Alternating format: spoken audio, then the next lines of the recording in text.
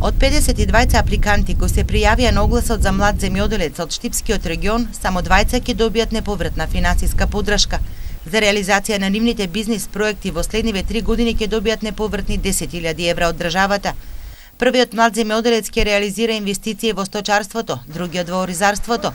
Лани државна помош за свое земјоделско стопанство аплицира и добија 8 млади земјоделци во Штипско и Карбинско.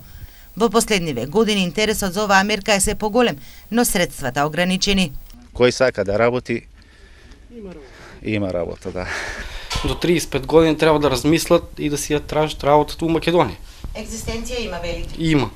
Ако кој сака да работи. Почнавме со 20 на апликации на почетокот, веќе оваа година 1800, 2012 година беше првиот оглас, оваа година веќе имаме 1800 апликации.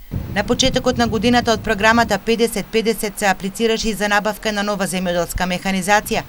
Се пријавија 50 земјоделци, а повратни средства од државата за нов трактор во Штипско ќе добие само земјоделец во село Радање.